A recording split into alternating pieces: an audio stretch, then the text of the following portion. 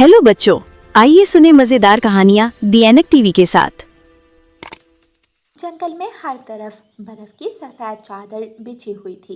रानू चिड़िया और कालू कौवा ऐसे ठंडे मौसम में अपना दाना ढूंढ रहे थे। चिड़िया चिड़िया, कौवे, मेरी थोड़ी मदद करो, मैं परेशान हूँ। चिड़िया और कौवा मुड़ते हैं और लोमड़ी के पास जाकर एक छोटे पेड़ के ऊपर बैठ जाते हैं। बहन लोमड़ी, आपने हमेशा पक्षियों से धोखा किया है। पूरे जंगल में आप मक्कार लोमड़ी मशहूर हो, लेकिन फिर भी हम तुम्हारी मदद करेंगे। बताओ क्या बात है। चिड़िया, तुम्हारी बात सच है। मैंने हमेशा पक्षियों को धोखा दिया, लेकिन आज मैं खुद मुश्किल में हूँ। देखो, मेरी पूंछ एक सांप ने खा ली है। मैं हर रोज़ अपना नया घर बदलती हूँ, लेकिन वो सांप बर्फ के ऊपर मेरे पाँव के निशान बने देखकर मेरे पीछे पीछे मेरे घर तक पहुँच जाता है। सांप सांप से मुकाबला? ना ना, हम तो सांप से बहुत डरते हैं। हम सांप से कोई बात नहीं करेंगे। नहीं, आपको सांप के पास जाने की ज़रूरत नहीं है। बस कृपया करो, मेरा एक काम करो। मैं अपने घर की तरफ जा रही हूँ और जो मेरे पाँव के निशान बर्फ पर बन रहे हैं उन्हें अपने पंखों से मिटा दो, ताकि वो सांप मेरे घर का रास्ता ना जान सके। हाँ लुपड़ी बहन, ये काम तो हम कर सकते हैं। ठीक है, आप चलें, आप आगे आगे चलें और पीछे से आपके पाँव के निशान हम मिटा देते हैं। लोमड़ी आगे चलती है और बर्फ़ पर बनने वाले उसके पाँव के निशान चिड़िया और कौवा मिटाते रहते हैं। थोड़ी दूर लोमड़ी का घर आ जाता है। धन्यवाद चिड़िया और कौवे, अच्छी तरह देख लो, कहीं कोई पाँव का निशान बचा तो नहीं। नहीं, मैंने और चिड़िया ने तुम्हारे छोड़े हुए पाँव के निशान सभी खत्म कर दिए हैं। मेरे पास दाल और अनाज होता है। अगर कभी ज़रूरत हो तो आप मुझसे दाल और अनाज ले जा सकते हो।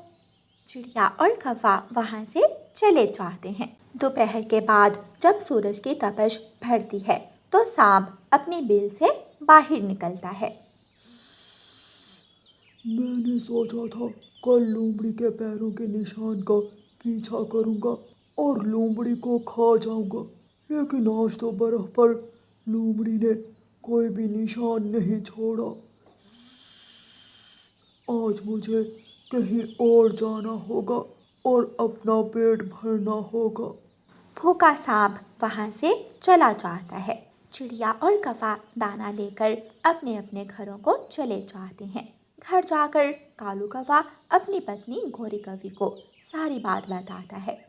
हमने लोमड़ी के पाँव के निशान बर्फ से अच्छी तरह मिटा दिए, और फिर पता है, लोमड़ी ने कहा कि उसके पास दाल और दाना भी है। अगर हम चाहें तो लोमड़ी से दाल और दाना ले सकते हैं। कालू कालू जी, तो फिर तुमने लोमड़ी से दाल और दाना क्यों नहीं लिया? मेरे साथ चिड़िया थी। अगर मैं उस समय लोमड़ी से दाल और दाना लेता तो चिड़िया को हिस्सा देना पड़ता, क्योंकि लोमड़ी के पाँव के निशान हटाने में चिड़िया ने मेरा साथ दिया था। बहुत चालाक हो कालू तुम। ठीक है, हम कल सुबह जाएंगे और लोमड़ी से दाल और चावल लेकर खाएंगे। दूसरे दिन रानू चिड़िया सुबह सवेरे कालू कौवे के पास आती है और कौवे के दरवाजे पर दस्तक देती है। कौवे कौवे भैया, दरवाज़ा खोलो, अभी तक सोए हुए हो क्या? आज दाना लेने नहीं जाना? कालू कौवा उठता है और दरवाज़ा खोलता है। नहीं रानू चिड़िया, आज मुझे तुम्हारे साथ दाना लेने नहीं जाना, क्योंकि आज मैं और गोरी सागर वाले जंगल जा रहे हैं और अपना दाना भी वहीं से ढूंढ लेंगे। कौवे भैया, सागर वाले जंगल में तो इन दिनों दाना नहीं होगा। तो फिर हम पूर्व वाले जंगल चले जाएंगे। तुम जाओ, वैसे भी आज मेरे सर में दर्द है, मैंने अभी थोड़ा आराम करना है। रानू चिड़िया कौवे की बात सुनकर वहाँ से चली जाती है। कालू जी, चलो हम जल्दी से जाते हैं और लोमड़ी से दाल और चावल लेकर खा। कुछ देर बाद कौवा और कौवी भी अपने घर से निकलते हैं। कौवा और कौवी उड़ते हुए सीधे लोमड़ी के घर के सामने जाकर बैठ जाते हैं। लोमड़ी लोमड़ी, क्या तुम घर में हो? मैं वही कौवा हूँ जिसने कल तुम्हारे पाँव के निशान खत्म किए थे। लोमड़ी आहिस्ता आहिस्ता चलती हुई अपने घर से बाहर आती है और गौरी कवि लोमड़ी को देखकर हंसने लगती है। लोमड़ी लोमड़ी, तुम्हारी पूंछ कहाँ गई? कवि, मेरी पूंछ सांप ने खा ली थी, लेकिन ज़्यादा हंसने की ज़रूरत नहीं है। 1 महीने बाद मेरी पूंछ दोबारा से फूट जाएगी और मेरी पूंछ फिर से लंबी हो जाएगी। लोमड़ी लोमड़ी, कल तुमने कहा था कि तुम्हारे पास दाल और चावल है। हमें दाल और चावल दो, हम दाल और चावल खाने आए हैं। मैंने तो इन कौवों से झूठ बोला था और ये सच में दाल और चावल लेने आ गए। लोमड़ी लोमड़ी, हमें जल्दी से दाल और चावल दे दो और आज फिर हम तुम्हारे पाँव के निशान ख़त्म कर देंगे। कवे कवे, दाल और चावल मेरी बहन के घर पड़ा है। अगर तुम्हें दाल और चावल लेना है तो तुम्हें मेरे साथ जाना होगा। चलो चलो लोमड़ी, हम तो बहुत भूखे हैं, आज हम दाल ही खाएंगे। लोमड़ी दोनों को साथ लेकर चलती है। थोड़ी दूर काली बिल्ली का घर था। तुम दोनों कवे यहाँ बैठो, वो मेरी बहन का घर है। मैं अपनी बहन के घर से दाना लेकर अभी आती हूँ। लोमड़ी कवि और कवि को एक पेड़ पर बिठाकर काली बिल्ली के घर जाती है। काली बिल्ली, मैं एक कवे और कवि को जाल में फंसा कर ले आई हूँ। अगर तुम मुझे जंगल से मीठे फल ला कर दो तो मैं उन्हें तुम्हारे घर ले आती हूँ और तुम उन दोनों को खा लेना। म्याऊं, मेरी प्यारी सहेली लोमड़ी, तुम मेरा कितना ख्याल रखती हो। जल्दी से उन दोनों को मेरे घर में ले आओ और फिर मैं उनका शोरबा बनाकर पीऊंगी। म्याऊं। लोमड़ी वापस जाती है और कौवों से कहती है, चलो कौवो, मेरी बहन तुम्हें बुला रही है। उसने कहा है कि घर में आकर जी भर के दाल और चावल खा लो। खुशी खुशी दोनों कौवे लोमड़ी के साथ काली बिल्ली के घर चले जाते हैं। जैसे ही कौवे घर के अंदर जाते हैं, काली बिल्ली जल्दी से अंदर से दरवाज़ा बंद कर लेती है। गोरी कौवी डर के मारे अलमारी के ऊपर बैठ जाती है और कालू कौवा दूसरी तरफ दीवार पर बैठ जाता है। लोमड़ी लोमड़ी, यहाँ तो काली बिल्ली है, तुमने कहा था ये घर तुम्हारी बहन का है। म्याऊं, मैं लोमड़ी की मुंह बोली बहन हूँ। लोमड़ी मेरे लिए मांस लाती है और मैं लोमड़ी को फल ला कर देती हूँ। हम एक दूसरे का बहुत ख्याल रखते हैं। म्याऊं। कालू के बच्चे, ये सब तुम्हारी वजह से हुआ है। तुम ही मुझे दाल और चावल का लालच देकर लोमड़ी के पास लाए थे। अब ये काली बिल्ली हम दोनों को खा जाएगी। काले कौवो, उस चिड़िया ने लालच नहीं किया और वो मेरे जाल में नहीं फंसी। तुम तो लालची थे और मेरे जाल में फंस गए। तुम अच्छी तरह जानते हो मैं चालाक, धोखेबाज और मक्कार लोमड़ी हूँ। काली बिल्ली छलांग लगाती है और गोरी कौवी उड़कर खिड़की में बैठ जाती है। खिड़की खुल जाती है। कौवा और कौवी दोनों जल्दी से खिड़की के रास्ते वहाँ से भाग जाते हैं और बहुत दूर जाकर एक पेड़ पर बैठ जाते हैं। कालू बच गए, वरना आज वो लोमड़ी और काली बिल्ली हमारी बोटी बोटी खा जाती। गौरी, लोमड़ी ने सच कहा था कि हम लालची कौवे हैं। हमारा लालच हमें मौत के मुंह तक ले गया था। आज के बाद हम कभी लालच नहीं करेंगे। प्यारे दोस्तों, कौवों की जान तो बच जाती है, लेकिन वो सीखते हैं कि लालच बुरी बला है। और प्यारे दोस्तों, इस कहानी को लाइक, अपने दोस्तों के साथ शेयर और चैनल को सब्सक्राइब करना बिल्कुल मत भूलना। आपका धन्यवाद। चल निकल मेरे घर से, तू अभी के अभी मेरे घर से निकल जा। तू मेरे बेटे को खा गई और तेरा दहेज अभी तक नहीं आया। तेरी माँ ने कहा था कि शादी के बाद वो दहेज देगी। सासू माँ, ऐसा ना करें, कृपया करें। मेरी छोटी सी बेटी है, मेरी बेटी को ठंड लग जाएगी। बाहर बहुत ज़्यादा ठंड है, मैं कल सुबह कहीं चली जाऊंगी। अगर मुझे पहले पता होता कि तू इतनी मनहूस है तो मैं कभी तुझे ब्याह कर ना लाती। आते ही मेरे बेटे को खा गई और अब मेरा घर उजाड़ दोगी। माँ जी, आपका बेटा मेरा भी तो पति था, उनके बाद मेरा कौन है अब इस दुनिया में। मैं भी तो दुखी हूँ, लेकिन प्रकृति के कामों में किसका जोर है। कृपया करें, मुझे आज की रात इस घर में रहने दें। रानू चिड़िया अपनी सास की बहुत विनती करती है, लेकिन उसकी जालिम सास उसे ठंडी रात में अपने घर से बाहर निकाल देती है। रानू चिड़िया अपनी छोटी सी बेटी को लेकर एक पेड़ के नीचे बैठ जाती है और अपनी किस्मत पर रोने लगती है। गुड़िया के पापा, आज अगर आप जिंदा होते तो हम इस हाल में ना होते।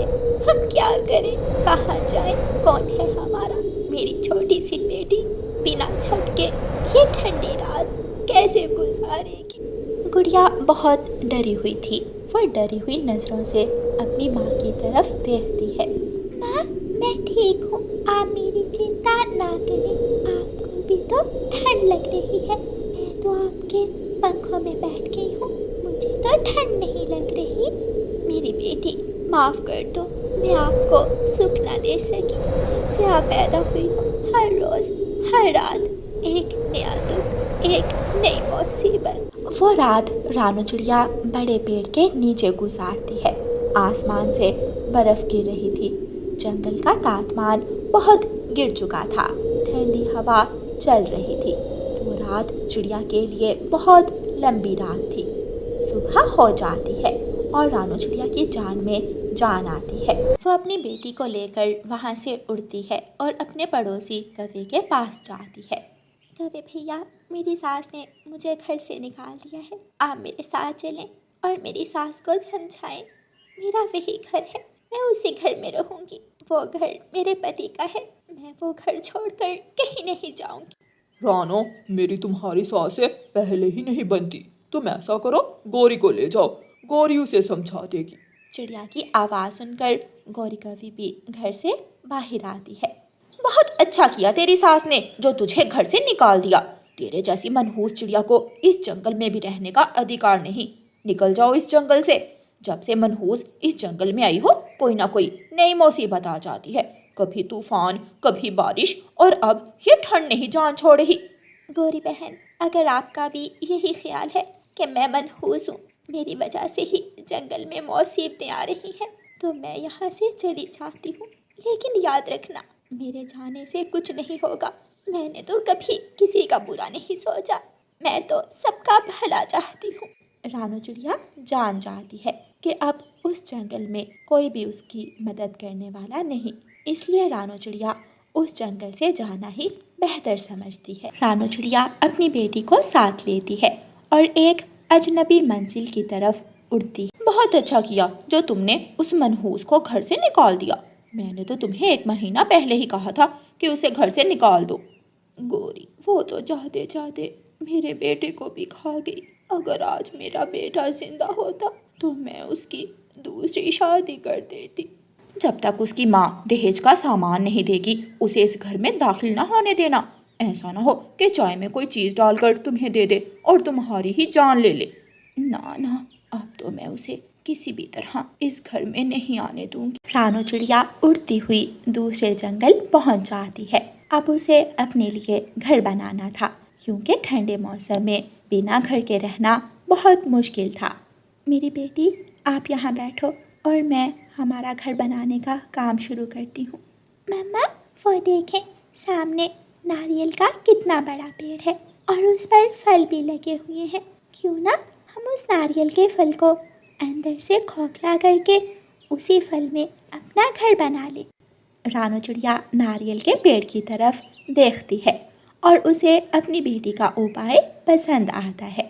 हाँ गुड़िया बेटी, ये तो बहुत ठीक है, हमें बना बनाया घर मिल गया, हम ऐसा ही करती हैं। फिर चिड़िया नारियल के फल को अंदर से खाली करती है और अपनी बेटी को लेकर उस नारियल के फल में बैठ जाती है। अब रानू चिड़िया के दिन अच्छे गुजरने लगे थे। वो उस जंगल में घुल मिल जाती है, उसे दाना भी आसानी से मिल जाता है, उसके पास रहने को घर था। कुछ दिनों बाद गौरी कौवी अपने पति कालू कौवे से कहती है, कालू जी, अब समय आ गया है, रानू चिड़िया भी दूर चली गई है, चलो हम उस बूढ़ी चिड़िया को घर से निकाल कर उसके घर पर कब्जा कर ले। अब हमारे पास दो दो घर होंगे, दो दो घर। कालू कौवा और गौरी कौवी रानू चिड़िया की सास के पास जाते हैं। बूढ़ी चिड़िया, अब इस घर को छोड़ दो, तूने कल भी तो मरना है, आज ही मर जाओ। क्या क्या मतलब गौरी आपका? पीछे से कालू कौवा बोलता है। मतलब ये कि तुम्हें मारकर हम इस घर पर कब्जा करने वाले हैं। कालू कौवे की बात सुनकर रानू चिड़िया की सास इधर उधर देखती है और तुरंत खिड़की के रास्ते घर से भाग जाती है। कालू कौवा और गौरी कौवी चिड़िया की सास का पीछा करते हैं, लेकिन वो घनी झाड़ियों में जाकर छुप जाती है। चल कालू, अब घर चलें। अगर हमने उसे ना भी मारा तो रात को कोई जंगली जीव उसे खा जाएगा। कौवे रानू चिड़िया की सास के घर जाकर आराम से बैठ जाते हैं। थोड़ी देर बाद रानू चिड़िया की सास इधर उधर देखती है और झाड़ियों से बाहर निकलती है। चले गए काले कौवे, अगर आज मेरी बहू मेरे साथ होती तो मुझे इन कौवों से बचा लेती। मैं बूढ़ी चिड़िया इन कौवों से मुकाबला नहीं कर सकती। मुझे जान बचाकर यहाँ से भागना होगा। रानू चिड़िया की सास उड़ती है और उड़ती उड़ती उसी जंगल में पहुँच जाती है जहाँ रानू चिड़िया अपनी बेटी के साथ रहती थी। वो थकी हुई थी और थोड़ा आराम करने के लिए एक सूखे पेड़ के ऊपर बैठ जाती है। ठंडे मौसम में बूढ़ी चिड़िया का ठंडी हवा में बैठना बहुत मुश्किल था। वो ठंड से कांप रही थी। तभी एक चील वहाँ आ जाती है। बूढ़ी चिड़िया, इस ठंड में तुम ऐसे भी मर जाओगी, क्यों ना मैं तुझे अपना भोजन बना लूं? कैसा लगेगा तुम्हें मेरा भोजन बनकर? अपने सामने खतरनाक चील को देखकर रानू चिड़िया की सास की तो सांसें ही रुक जाती हैं। खतरनाक चील रानू चिड़िया की सास की तरफ बढ़ती है, लेकिन पीछे से रानू चिड़िया आ जाती है।